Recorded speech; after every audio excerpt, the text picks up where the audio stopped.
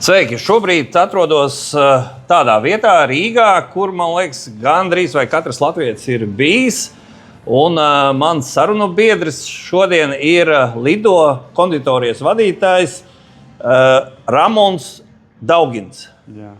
Es visu laiku to piebremzēju, jo man visu laiku gribas tevi nosaukt kādā lietuviešu vārdā. Viņš ir īstais vārds, ir Ramunas. Vienkārši mums latviešu tulkojumā, viņš ne tulkojumā, bet locījumā Ramuns. Bet īstais dzimšanas liecība Ramunas man ir. Tā arī ir. Pēc savas būtības tu esi arī lietuvietis, ja? Jā, protams. Tu vari arī lietuviski runāt. Te gaļam lietuviškai. Gerai. Jā, mēs mājās lietuviski runājam. Bet dzimis esi Latvijā? Liepājnieks, esmu no Liepājas, jā. Okay. Tad tu esi no tiem, kas iegādājās īpašumus Latvijā, jeb no dzimtās. Nē. Doma ir tāda, ka mani visi radi ir tā puse Liepāja, pierobeža Lietuva un attiecīgi ļoti daudz radi joprojām dzīvo Šauļos, Viļņā un Klaipēdā un Palangā. Un tā bāzēšanās vieta bija tā Liepāja, un mēs vairāk mājās runājam žemaitiškai. Tas kā latgaliski Latvija. Bet es viņu vairāk skaidroju, tas nebūs pareizs izskaidrojums, bet es viņu vairāk skaidroju, tā ir tāda pierobežas valoda, jo runājot žemaitiškai, tur tie vārdi daudz saprotami ir gan krieviski, gan latviski, gan lietuviski, jo tā bija pierobežas, es viņu saucu tā pierobežas valoda, es viņu tā saucu, bet gan jau tā nav. Bet jo lietuviski tīri, piemēram, Viļņi, Klaipēda, kad tādas lielpilsētas, tur ir savādāk tā runāšana, tie vārdi savādāk ir. To es ar māku runāt, varbūt tur 80%, 20% kaut kādi ir, ko es kaut ko nesaprotu, bet pēdējā laikā kaut kādi gadi jau kaut kādi 5 gadi, vairāk, jau kaut kādi 10, es pat teiktu, jau ir tā, ka man ļoti atgriež atpakaļ, patīk, es vēl vairāk visiem kolēģiem, kas ir sadarbības partneri Lietuvā vēl kaut kur, kad es prasu, lai manim runā lietuviski, mēs runājam lietuviski. Es kaut ko nezinu, es paprasu, bet principā man patīk ļoti tā valoda, man vispār Lietuva patīk. Tad bāzes valoda tev ir dzimtā latviešu? Jā, protams, es Liepājās dzimis, Liepājās skolu pabeidzis un pēc tam pārvācies 16 gados uz Rīgu. Jā. Okay. Tā ienākšana šajā restorānu biznesā, kas bija pamudinājums? Vienkārši, es vienmēr saku, laikam mājās nebija ko ēst, vai bija pārāk daudz un bija kaut kā vai kas pamudināja? Ne, mans pirmsākums vispār ir, kad es sāku meklēties, kur man ļoti patīk gatavot un vispārējo. Un attiecīgi es sapratu to, kad es gribu iet mācīties par konditoru, jo es gatavot tāpatās māku labi. Uzreiz jau izdomāju, ka par konditoru. Jā, es tikai mans nostīdums par konditoru. Tajā gadā tieši, kad es gāju iestāties Liepājā, tieši bija izvēle. Es vēl šodien atceros braucu, kad pie mammas uz Liepāja bija Skrundā bija kaut kāds tehnikums un bija Kandavā, man liekas, ka bija. Bet tur es biju pa vēlu, tur nokasies, tur jau bija pilns viss bija. Un tad man bija izaicinājums 16 gados ceļot uz Rīgu. Un tad atbraucu uz Rīgu un Rīgā, protams, kad es tiku. Bet visā tajā stāstā es vienmēr to pieminu, ja man kāds prasa, manā dzīvē ir paveicies ar to, ka man paveicās arī šobrīd, kas nāk jaunie praktikanti, konditori gribētāji, paveicās ar prakses vietu.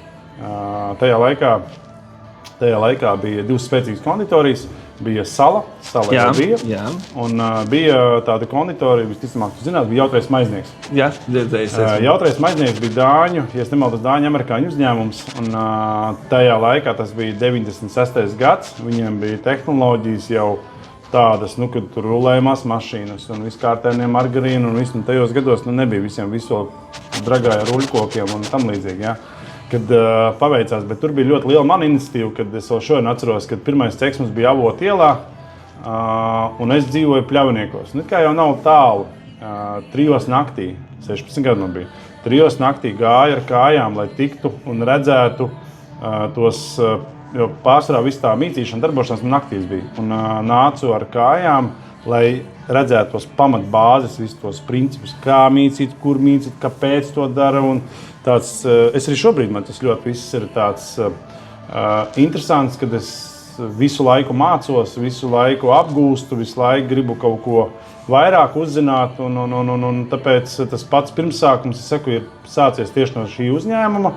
Un ir tādu pirmo atspērienu devis, ka tas ir tāds pozitīvais atspēriens, jo Es varbūt šobrīd maldos, bet man liekas, no mana kursa mēs kursā mācījāmies 30 cilvēki. Profesijā strādājam varbūt 3. Varbūt 3, jā. Bet toreiz, kad tas kurs veidojas, pārsvarā tomēr bija dāmas vai ne? Meitenes, ja? 27 bija meitenes un 3 bija džeki, jā. Bet tad pamats uz šo, vai pamudinājums būt par konditoru, kur viņš radās? Man tēvam ļoti patīk cept. Tieši saldumus. Tieši viņš Napoleons cep, jā, man ļoti viņam patīk cept. Mamma arī cepa, bet tētim ļoti patīk cept. Kāpēc viņš to darīja? Tas viņam bija hobijs? Viņš vispār bija uz smagajām mašīnām braucis. Es nezinu, es nemāku pateikt. Varbūt katram ir sava veida stresa, un tas ir tas darbiņš, kas varbūt patika, ka tev garšo. Varbūt tas bija iemesls. Es domāju, ka vairāk tas bija tāds procesa laika pavadīšanas kopā ar ģimeni, un vairāk tās bija process tāds, jo tajā laikā bija tas, atceries, bija tādi kantainie kuķi, margarīni, viss tas process, kaut kas tur sadegtās trubiņas cepām ar putukrēm un ievārīm. Vafeles vai ne? Jā, un iebiezināt to pienu vārī. Tagad jau pārsvarā tur var visu daudz ko nopirkt, jau ir gatavs, jau, un visādi maisījumi, miksi, bet tajā laikā nekā tāda nebija, un es domāju, ka, ja es tagad, daudziem ir tā, kad tev sieva pasaka, uzcep kaut ko, tad tajā mirklī tas bija vairāk, viņš pārsvarā bija projām aizbraucis, un tas vairāk bija tāds kā laika pavadīšana kopā. Jā, ka mājās būšana. Jā, kā laika pavadīšana kopā bija vairāk. Tas vairāk, ka to tā kā saskata. Kas ir tagad tajā kanonā bērnības garša? Kas ir palicis no tā, kur tu saki? Riekstiņi. Man joprojām ir saglabājušās mūsu tā laika riekstiņu formītes, tieši tās riekstiņi, ko es nesen arī cepu. Arī mēs šobrīd Lido uztaisījām, tas bija mans tāds kā sentāts lolotas sapnis. Mēs to izdarījām, mums ir pārdošanā jau kaut kādu pusgadu smilšmīku mēs uztaisījām, bet smilšmīku uztaisījām tādu ekskluzīvāku, kur arī ir tā kā vairāk paredzēta riekstiņiem. Krilkšķīga, irdena tāda drūpoša, nav parastā tāda.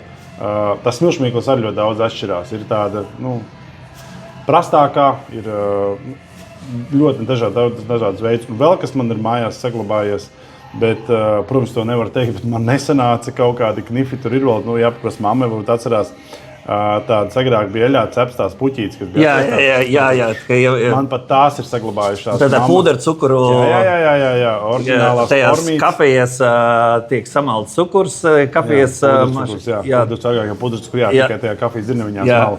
Tā man arī saglabājusies. Es vienu dienu pamēģināju tā kā uzcep, bet man tā kā pat rekni sanāca, kaut kas nebija kārtībā, tur kaut kas līdz galam, bet tur jāpiestrādā ir. Bet, ja tā mēs skatāmies tā riktīgā garša, tas ir riekstiņi. Un pašiem ūdens peldē vārīti iebiezināt ar pienu.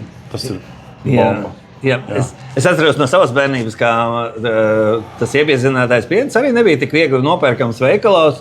Mājās bija kaut kāda 36 buņģus, mamma salikusi pieliekamā. Mēs ar māsu pa vasaru visas izdzērām ārā, bet buņģiņas stāvēja. Un tad bērniem tas bija tas bija cits iebiezinātais piens. Tas, ko tu varēji izdzert, tas bija tas, kas bija cukurs samatas šķidrais. Jā, bet tur jāpērk tas kondensētais piens. Es par to nezinu. Jā, kondensētais piens, tikai to. Tas šķidrais bija, tas bija kafijā, vairāk kafijas pieniņš. Bet tur vairāk kondensētais piens, jo kondensētais piens vārot, viņš pārvēršas kā karamelīte, tāds bruns un paliek arī bērnības tie triki. Atceramies, gan jau tev tāpat bija arī piparkūku mīklu. Tik cik varēja nopirkt, tur kilogramu tas slēpa lecekli, un pusi jau bija noēsts, ka bija jācer tā piparkūku mīkla. Tā bija agrāk, jā. Atnākot uz Rīgu, tad pirmi 2 uzņēmumi, tad tur iegūja to pamatbāzi, pabeidzi.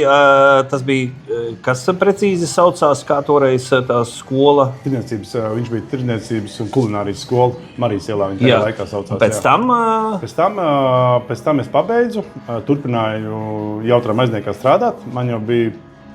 Es biju diezgan jauns, man bija 18 gadi palikuši, un tad cēlās atpūtas centrs Lido lielais, un draugi man ieteica, tieši arī būvēja konditorijas sekti, kā Lido gribēja veidot, un šeit ir atpūtas centrā. Un vai tu negribi pamēģināt aizsūtīt anketu, varbūt mazums tur sanāk kaut kas. Un es aizsūtīju, man uzzvanīja, Jo iepriekšējā darba jautājuma aizniekā tas kāpums jau bija diezgan tāds spēcīgs. Es jau biju tā kā maiņas vadītājs jau tajos 18 gados, bet man tāpat gribējās kaut ko vairāk, kaut ko vēl. Jā, un tā es nokļuvu Lido. Sākums bija diezgan interesants, jo, zini kā, 18 gadi.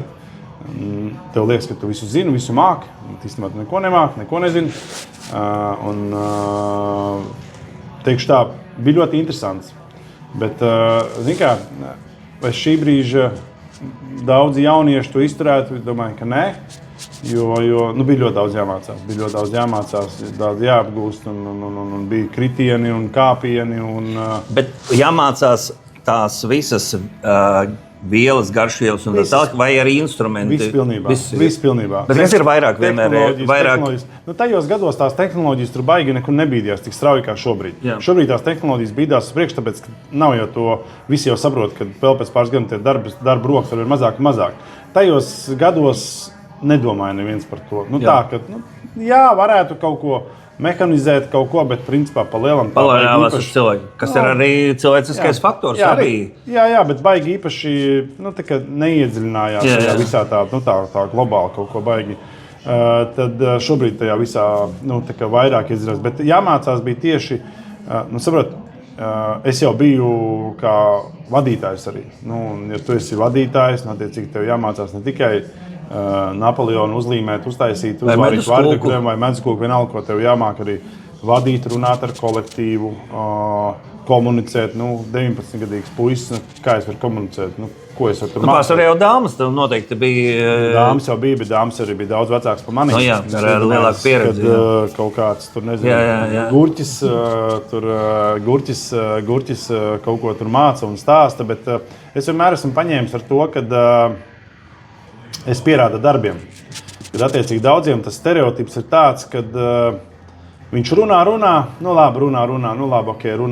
viņš runā. Es ar darbiem pierādu.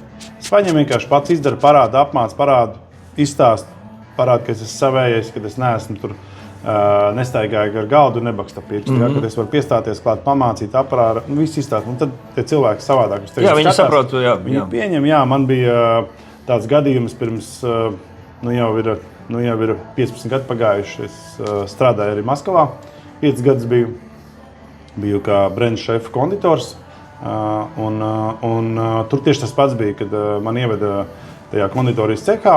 Tur bija tās konkursiņš. Bija 5 šefu konditori. Bija no Beļģijas, Francijas, dažādām valstīm. Ieveda un pateica tev, ka pēc 3 dienām tev ir degustācija.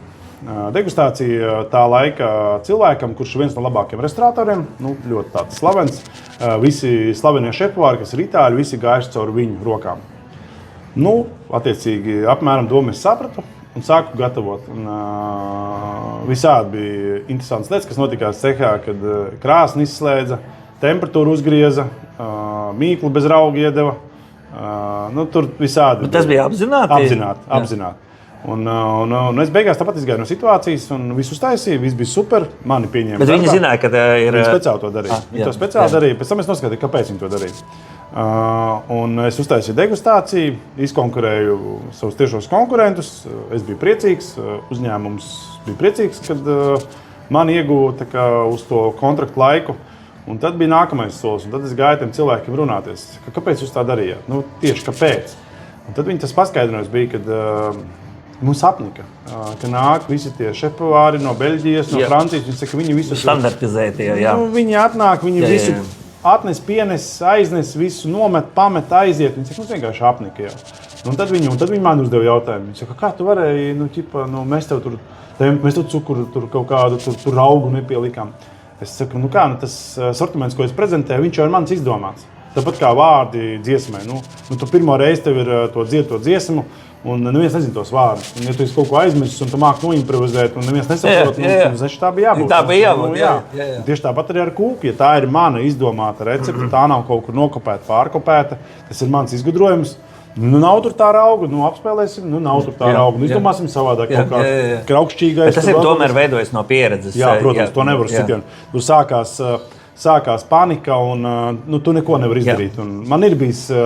Kā es vienmēr tikko ar kolēģiem nesen runājamies, man vienreiz bija pirmajā kanālā tiešraida filmēšana, un tu puto to saldo krējumu, un tu tā zemapziņā sev domā, kas būs, ka viņš līdās sarausies, jo tas tiešraidē. Bet nekas nesarāvās, un viss sanāca. Bet ir taču varianti, kā var arī to pagaidīt. Grūti, jā. Gan jau, ka var kaut kā apspēlēt, bet, zini kā, tu jau, kad tu esi tādā vietā, un ka tev apkārt visi tie režisori, visi ir, un tev jau tā ir spriedze, un ir tāda interesanta sajūta. Un tas pēc tā filmēšana bija visu dienu, un pēc tās dienas bija tāds, kad, man patīk parunāt, es varu runāt par tēmām kaut kādām, un es visu dienu klusēju. Es vispār nerunāju pēc tam, un viss man prasa, kas notikās, kaut kas slikti bija. Es saku, viss bija ļoti labi, bija fantastiski. Vienkārši tev tā, ka tas stresa līmenis tev bija tik augsts, un kad vienkārši tev izpumpēja ārā tā, ka tu vienkārši tā, ka parunāt nevarēji. Tieši pirms 5 minūtēm es arī padomāju, es esmu ieslēdzis vai neieslēdzis, bet tad es tā attinu atpakaļ un sapratu, ka es esmu ieslēdzis kameru, jo ir bijis reizi, ka norunā visu un nav nekā. Runā vēlreiz, ko? Jā, bet tas pirmais cēliens ir, man liekas, vislabākais. Labi, pēc tam atbrauc atpakaļ uz Latviju. Jo sākumā es gribēju teikt, ka tev ir 30 gadi lido. Man ir, es uzsāku lido 99. gadā. Jā. 2007. gadā es aizbraucu. Un 11. 12. atgriezos atpakaļ. Un no tā laika es atkal turpinu tikai Lido konditori pirmspējiem pirmsākumu tikai no manis. Jā. Vai jūsu konditoru aprindās ir, lidoja tas ir augstākais punkts, vai ir vēl kaut kādi? Kādā ziņā kā? Teiksim tā no darba profesionālās prasīguma un visi pārējie, vai ir arī mazāki uzņēmumi, jo šis ir liels uzņēmums. Vai ir kādi mazāki, kur vēl pieslīpē, varbūt, jo tomēr jūs strādājat uz plašu lido? Nē, es domāju, visā Latvijā. Vai ir tādi, kas varbūt ir specializējušies uz kaut ko nišu, jo tā atšķirībā tavā, ka tas ir ļoti liels uzņēmums. Un tad ir tie, mēs tikko bijām konditoru kluba kopsapulcē, un tad redzējām, ka ir arī tie, kas mājās veido. Un es nedomāju, ka viņiem tur ir tehnoloģijas pasaules. Zini kā, tie, kas ir uzņēmumi, strādā, katram jau ir savu, teiksim, tādu misiju, savu vīziju, kaut kādu savu mērķi, kaut kādu mūsu gadījumā ir tās kūkas radīt, lai viņas ir pieejamas pirmkārt visiem latviešiem pēc finansiālā, pēc spējas. Produktu salikums, kā reku šeit ir tās kūkas, kas ir šeit ir produkti, teikšu tā, augstākās kvalitātes, un mēs kā Lido konditorija jau 100%, man liekas, kaut kādus pēdējos 4 gadus nestrādājam ar palmu taukiem. Visos konditorijas izstrādājumos nav palmu tauki. Jā, produktus visus arī šeit, visādas glazūras, viss mēs pasūtam, un speciāli ražotājs ražo priekš mums bez palmu taukiem. Tas ir kā mūsu tāds iekšējās kultūras noteikumi. Šobrīd mēs strādājam pie tā, kad arī mēs konditorijas izstrādājumos samazinām cukuru daudzumu arī. Vai tas bija Dubajs? Jā, šis ir Dubajs jau pusotru gadu. Pierādījis sev un blakām. Tas ir arī tagad nāk trendā iekšā. Tas ir ar aviņu garšu, viņš ir savādāks. Beļģu spekulas tāds pildījums ar aviņu tādām karamelizētām konfektītēm. Tie ir testi vai tādi ir pārdodas? Šeit ir sen jau pārdošanā. Mēs mēnesī tirgojam šādas glāzītes apmēram 25 līdz 30 tūkstoši kūkas gabalu kūciņas tirgojam. Wow. Lido konditorija mēnesī ražo vidējais apmēram 12 tonnas konditoriju. Tas ir uz cik cilvēkiem apmēram rēķinoties, ja viens kādu var Tā es nemācēšu pateikt, cik tur kas ko apēd, bet kolektīvs mums ir diezgan maziņš. Cik cilvēks apmēram apmēt desertā? 100 grami? Principā, lai viņš, zin kā, to, ko tu arī tagad garšo, kāpēc mēs pārgājām arī uz mazākiem izmēriem, citā gadījumā tu nopirksi vienu kūku 140 gramus, un es domāju, ka tu viņu līdz galam neapēdīs. Šeit tur tev ir 2 kūciņas pa 50 gramu, un tu viņus abas var pabaudīt, dažādas garšas arī. Un tu paliksi, es domāju, ka tie 100 grami, tas ir tāds ideālais, kas tu palieci ar tādu patīkamu pēcgaršiņu. Lai tev nav pārēšanās sajūta, lai tā patīkamā sajūta tev paliek arī pēc tam, uz ilgāku laiku. Kā es arī dzirdēju pie konditoru kluba sapulcē, ka visi ēdieni pa lielākam beidzas ar desertu. Ja deserts ir labs, tad pa lielākā daļā tiek uzskatīts, ka arī viss tas vakariņas vai pusdienas ir bijušas labas. Tas tāpat kā dzimšanas dienā. Ēdiens bija garšīgs, viss bija labs. Tortas nebija. Pašās beigās, kas ir svinīgais, ir torte. Jā, torte, jā. Kāda būs torte? Tas arī ļoti svarīgi ir. Viņi pareizi pozicionēs, neatceros, Māja, man liekas, teica, vai Māja, man liekas, to teica.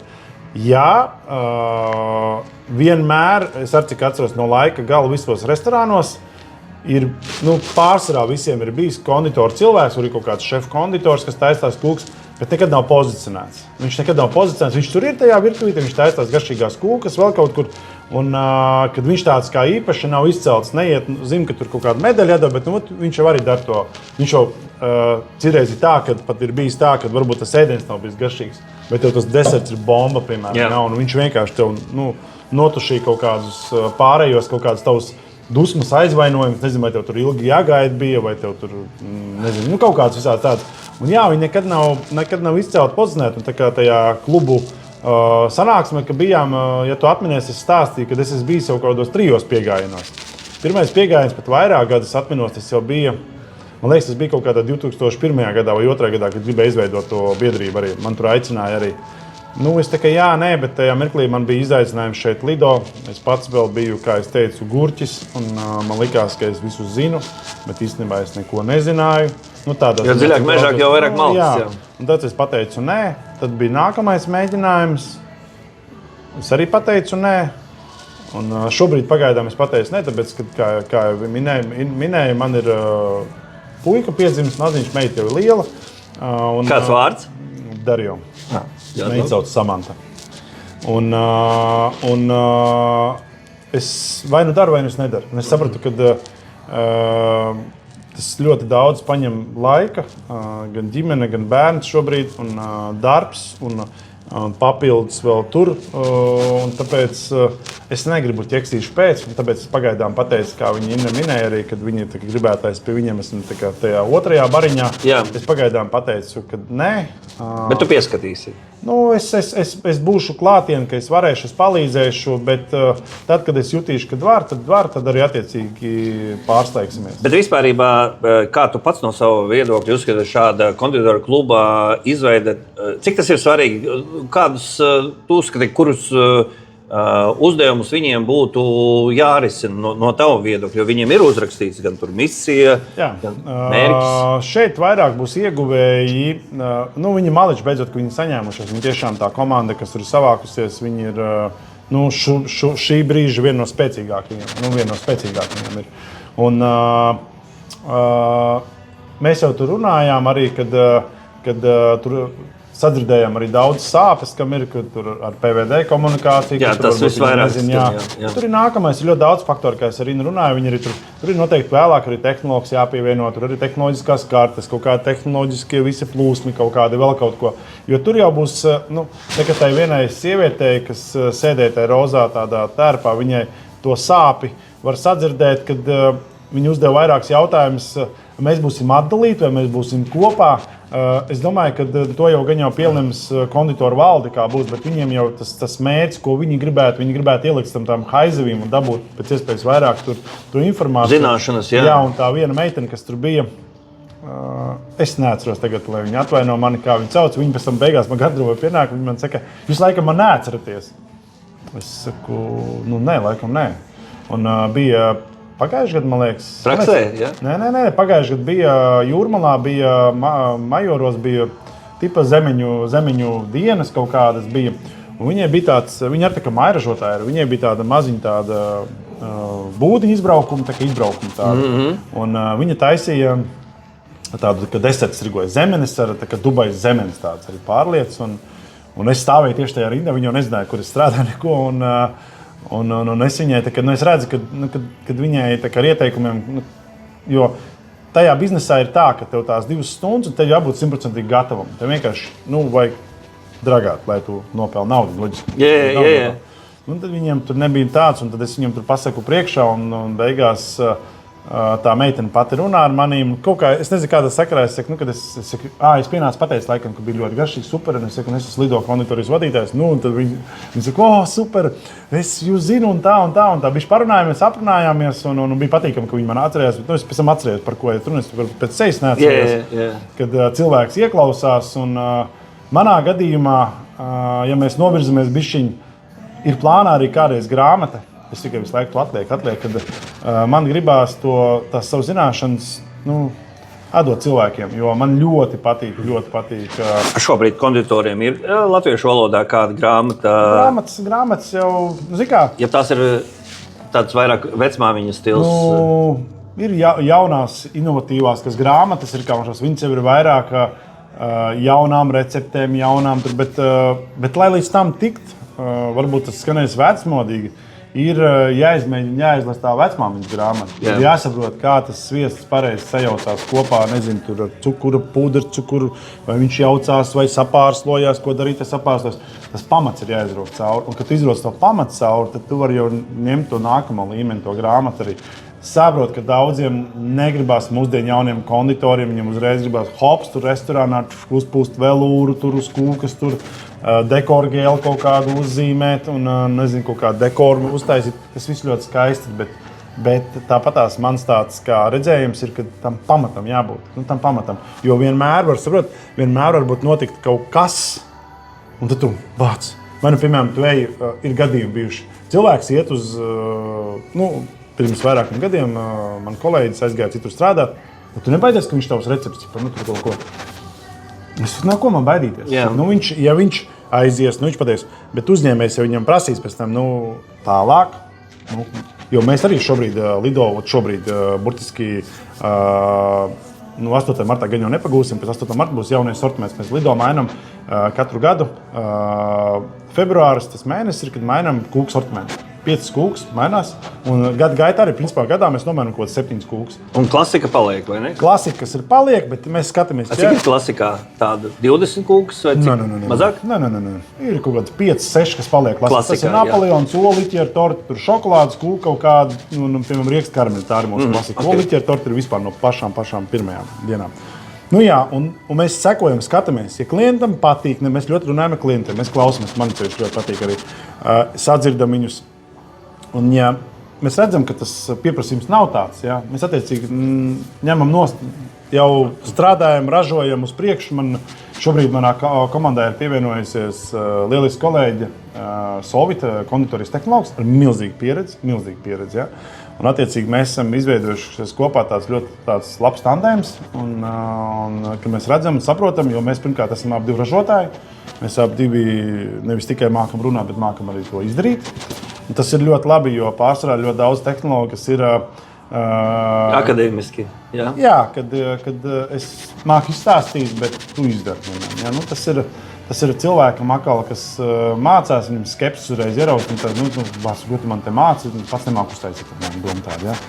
Bet mēs pie tā ļoti daudz piestrādājam un strādājam arī. Lai šādu izveidotu, te ir tikai Latvijas produkti, jāpieņem arī vienmēr kādas garšvielas, kas, lai to dabūtu, tomēr kaut kas ir jāpieņem. Protams. Piena produkti viennozīmīgi. Mēs ņemam, mums ir no Latvijas saldie krējumi, pieni, visi, kas ir, piemēram... Kas tas kraukšīgais ir? Kraukšķīs, kafīčī, mīkli. Protams, ka Latvijā pagaidām viņu neražo, to mēs iepērkam. Šokolādes visādas kā no kurienes. Un mēs strādājam šobrīd ar beļģu šokolādi. Latvijā ir produkti tie, kas ir, piemēram, tagad jaunajā sortimentā būs burkāna kūka, panakotas, un tur būs burkāni, biešu maize. Būs tāds, ko mēs maksimāli varam dārziņus, pienu produktus izmantot, jo kaut kādas šokolādes un visādas pistācijas, dabīgās pastas, piemēram, kā mēs ņemam, mums visas kūkas, neviena nav krāsēna. Mēs nelietojam vispār krāsvielas, mēs atteicāmies jau 5 gadus netaisamies pasūtījumu kūkas, tāpēc, ka tas nav mūsu standartiem. Lido nelieto krāsvielas, un mēs tās foto mēs varam, mēs pēc pēc ekskluzīva pasūtījuma mēs varam uztaisīt to foto arī, bet mēs viņu paši neprintējam ārā, mēs pasūtam, mums izprintē, un tas ir kaut kāds kūks sākot no 10 līdz 80 kg, tās lielās kūks, mēs mazās kūciņas netaisam vispār, pasūtam jau kāds 5 gadus vairāk, ko netaisam vispār, tā kā nav mūsu tādā kā lauciņā, un ko es gribēju pieminēt, ka atgriežoties, kad es kļūstot man vecākam, pašā sākumā, kā minēju, kad man bija 18 gadi, un tu reāli tev prasa, un tas pats, man arī bija tie paši jautājumi, tas pats PVD nāk, un tu reāli nesaproti, ko tev darīt, tu tur stāv, un tu nesaproti. Un tad ejiet gadiem uz priekšu, ir to pašu kolektīvu, kā es minēju, arī komunikācija, runāties, vēl kaut ko, un tad šobrīd mēs mūsu uzņēmumā jau 5 gadus esam izgājuši mācības, apmācības visas, un kurš ļaujuši ļoti lielu pienesumu. Un tu reāli saproti, kā tev uzvesties stresa situācijās, kā tev komunicēt ar cilvēku, kā viņam pastāstīt, kā ieskaidrot. Un tas ļoti liels pienesums. Ja es pafilmēju, kā agrāk bija un kā tagad ir, kā es biju jaunībā, tā ir diena pret nakti arī. Lai tu pats varētu uzlabot savas zināšanas, vēl prasmes, ir jādodas ārpus Latvijas vai šeit pat uz vietas? Tie, kas ir konditori, šeit nodarbojas, ka viņi, brauc viens pie otra ciemos un kaut ko var pašpikot, vai tava uzņēmuma līmenī tomēr jābrauc uz ārzemēm un tur jāpaskatās, ja tu gribi kaut ko jaunu atvest? Nevienmēr ir jau. Kā mēs pārsvarā ar tiem, ko konditoriem, uzņēmumiem kaut kādiem, mēs diezgan draudzīgi sadzīvojam. Mēs tā baigi tur neskopojamies. Mēs salda dzīve. Tāpat tās darbinieki, agrāk nebija tā. Tāpat darbinieki arī nāk, tu redz kaut kur, kad tavā uzņēmumā strādājas, pazem pajautā, kas bija, kāpēc aizgāja vai kaut kas notikās arī. Mēs tā diezgan draudzīgi arī. Bet manā gadījumā, kā man top, piemēram, tā interesanti skan, visi uz manīm skatās, varbūt reizē man ir tieši konditorijā lielākais mēnesis ir decembra mēnesis, jo ir piparkūkas un ir daudz. Decembra mēnesī es jau esmu vairākās intervijās teicis, kaut kādus pēdējos 5 gadus ir mūza. Lido mūza, un kad lido mūza, man ir tā, ka es varu mašīnā braukt, es uz blociņā pierakstu, kladīties, sarakstu, visu salieku pa plauktiņiem, un tad tu sāc taisīt. Ja tās mūzas nav, cerēs, ja tā nav, elementāri liekot, tu viņas lietas, ka nesanāk, nekas nesaprot. Un tad manā gadījumā ir tā, ka pēc bildes tu jau viņu pārveido pats. Ja tu māki, kā es minēju, to vecmāmiņu grāmatu, saucamā, pieminēsim, ja tu māki to pašu pamatu, tad jau tālāk. Protams, ka tev vajag inovatīvi skatīties, kāds produkts arī šī Dubajas kūka, piemēram, tas imitācijas dažādas ir. Tur viens ar ķiršiem uzstājas, viens tur, tur vēl kaut ko. Tāpatās kā, medzkūka tēd, mūsu medzkūka, piemēram, ļoti pieprasīt arī viens no top. Mums ir medus bizē kūka. Iekšā šokolāde ar bizē, kaut kas, bet ar skābo krējumu. Un daudzi saka, es nesaprotu, kas tās ir, bet kā pagašūnas, interesanti salikumi garši, Kad tu pārveido tās vecās garšas uz jaunajām garšām, bet, lai to izdarītu, tev ir jāsaprot, kā uzvedīsies kopā skābais krējums ar bezē, vai viņš ies ar šokolādi kopā. Tie visi produkti nav tā, ka tu vienkārši izdomā, kā mājās, piemēram, aizkūkus, biskvīti, un tad atver ledskapties.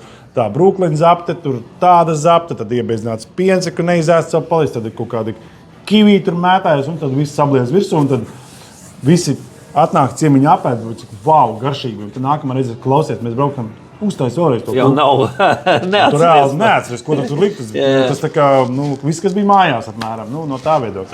Kā ir šobrīd visas tās laktozes nepanesamība, tur šobrīd ir, man liekas, tie patērētāji ir sadalījušies ļoti daudzās grupās, un kā, teiksim, no liela uzņēmuma skatoties, var tā sadalīties, tur šitā kūka ir tiem...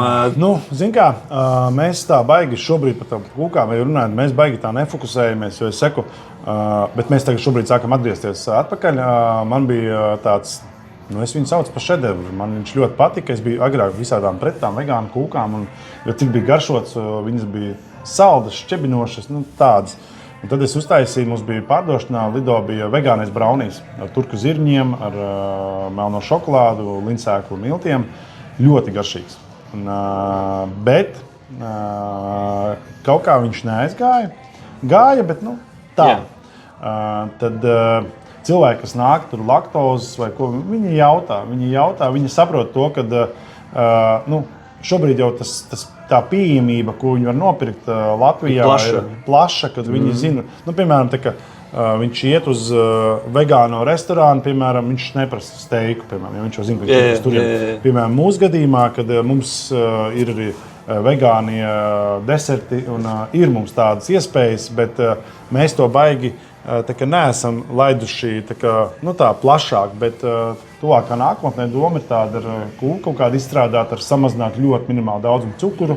Un es visticamāk, kad atgriezīšos pie tā vegānā brownie, bet es tikai viņu vēl uztaisīšu kaut kādu tādu labāku. Kura tehnoloģija konditorijā pēdējos 5-10 gadus ir izmainījusi? Ir kaut kas tāds, piemēram, ja mēs ņemam interneta vidi, tad mēs redzam, mākslīgais intelekts šobrīd ienāca un visu izmaina. Vai ir kaut kāda tehnoloģija bijusi konditoru darbā, vai produkts, vai tehnoloģija, kas būtiski izmainīja, pavērst jaunu lapusi? Jā, piemēram, tā pati, piemēram, ir kūka un ir melnā tā šokolādes pildījums. Melnais šokolādes pildījums. Tādā parastā valodā saprotamā, kad Nutella līdzīgi, ko mēs nopērkam uz maizes. Agrāk to visu pašu vārīja. Agrāk visu pašu vārīja saldo krējumu ar šokolādi. Ir, protams, kad uzņēmumi, kas šobrīd to dara, bet vai tas ir efektīvi vai nav efektīvi, tas ir jāpaskaidro vēl. Tāpatās arī kokos rieksts skaidījums ar rīvu, agrāk rīvē tagad nāk. Ir ļoti daudz, kas gājis uz priekšu, kā es arī iepriekš jau minēju, arī, piemēram, kad nav jau to darba spēku roku, kas to var darīt. Un, attiecīgi, tāpēc arī ir spiesti konditorijas uzņēmumi maksimāli savākties un domāt, kā tam patērētājam iedot to kūku, arī nepaukstinot to cenu, bet arī nepalielinot izdevumus, ka tur pagatavojiet, tur jārīvē ir kokas rieksts un tur šokolādes pildījumi jāgatavo. Un tāpēc, ja mēs skatāmies to pēdējo, tas nav pat pēdējo 5 gadu laikā. Pēdējo 5 gadu laikā vairāk pāriet uz kaut kādām robotizācijām, tur dozatori, tur krosāns, piemēram, tur cep Latvijā krosānus, vēl tādus kārtīgus krosānus, bet man liekas, ne tik daudz kā agrāk bija. Jo 2001. gadā es pats piedalījos tieši Latvijā, bija Gemus rīkoja, Latvijā bija konditoru konkurss pa krosāniem.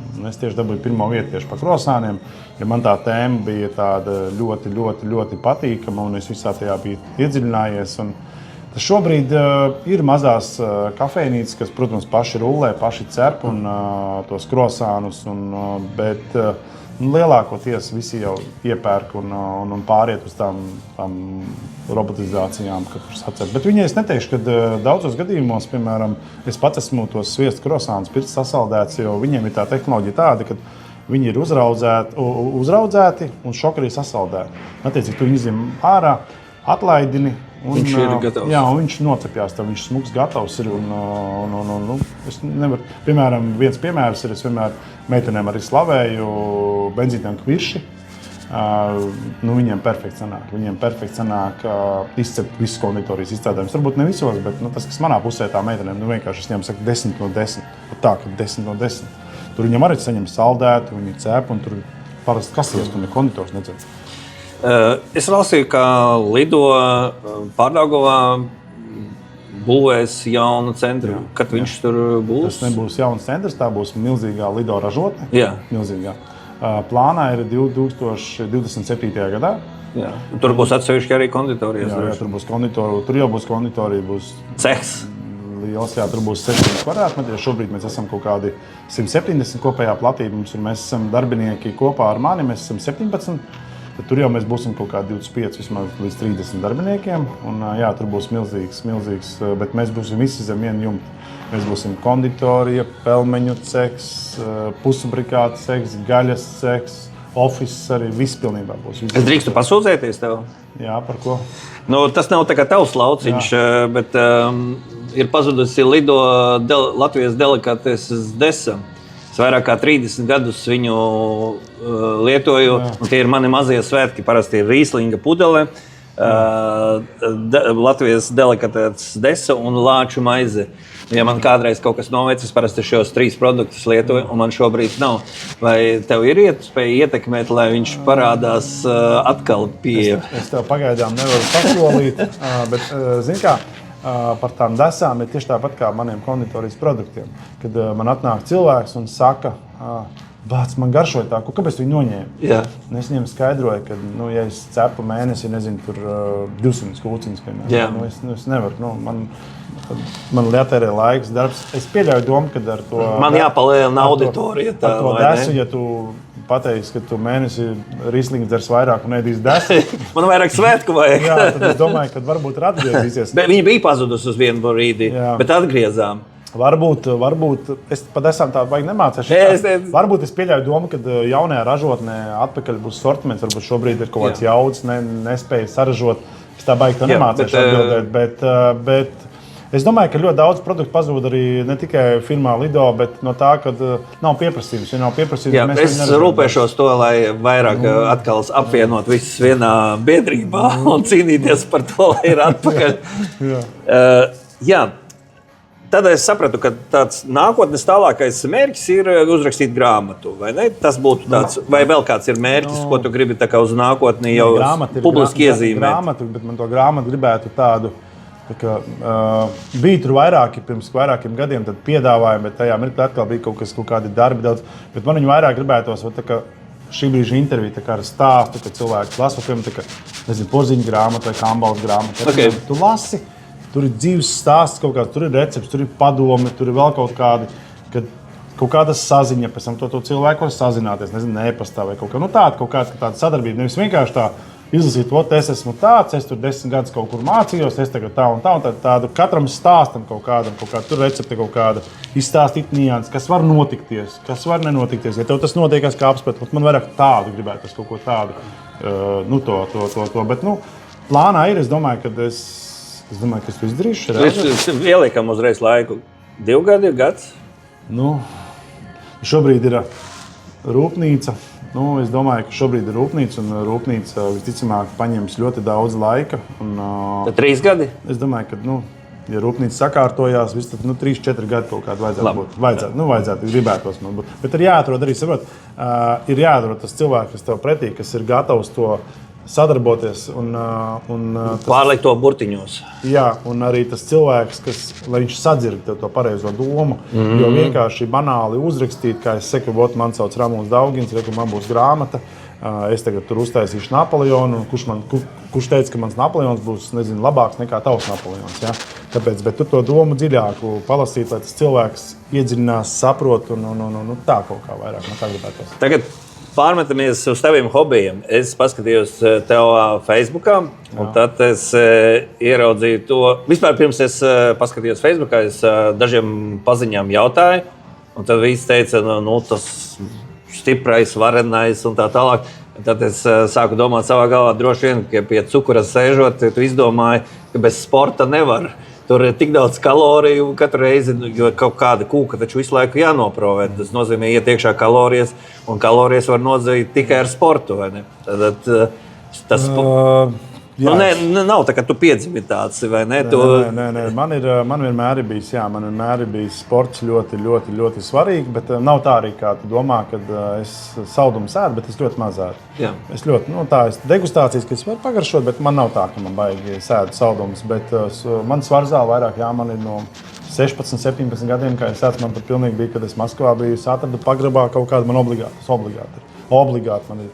Un tad, kad es ilgāku laiku netieku, es satraumējies kaut ko, un tad es jūtu iekšā, kad nav enerģijas, nav... Ir tikai sporta zāle, vai to pārvērt kaut kādā, vai tas ir cīņas sports? Es gāju 2 gadus arī boksā. To es pamēģināju pirmo reizi pirms 1,5 gada. Man ļoti iepatikās, man bija individuālās nodarbības. Bet beidzās tāpēc, ka treneris aizbrauc dzīvot uz ārzemēm, bet viņš tagad taisās drīz atgriezties atpakaļ, un visticamāk, ja viņš atgriezīsies, tad es uzsākšu atkal, un man ļoti patīk. Jā, es tev piekrītu, es arī tu paproju, es esmu pats brīvā klasiskā cīņa, un tad es tikai sapratu, ko nozīmē visu laiku turēt tās rokas, jo laukos kā kaujas 2-5 sitieni, un cīņa ir izskirta. Tur pamēģina pusstundu nolaikā tikai rokas turot. Nē, man ļoti patīk, un es domāju, ka arī un vēl kas ir pēdējos 3 gadus, pateicoties manam kaimiņam, kurš man uzsēdināja uz katru svētdienu Ziemas peldi. Katru svētdienu. Es sāku kaut kad oktobrī, un beidzu parasti aprīlī. Vasarā es parasti aprīlī, kad jau ūdenim paliek silts, tad es neju vairāk. Bet tā ir principā tieši tā ir svētdiena. Ziemas, jā, tieši tā ir svētdiena. Un tāds, ne tā, ka citi skrien pirms darba, vēl kaut tas tāds mans procesiņš. Man ir pievienojušies draugi, kas ar maniem iet kopā. Tagad es esmu tādā vairāk tā kā kompānijā. Tur ir es pats Ķekavā dzīvoju un tur pievienojos. Vecdaugavā, jā? Nē, mēs atradām agrāk, tur peldējāmies. Tagad es peldos karjeras. Tāds viens ir smūgs tāds ar zāģi. Mēs izzāģējam to peldvietu un tad mēs tur ejam visu.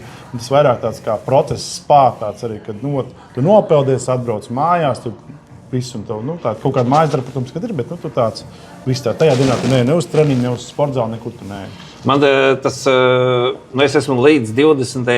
novembrim vienreiz peldējies, bet es teicu tikai par naudu laikam iekšā, jo man visu laiku tas ir baigi jāsaņemas, lai tur...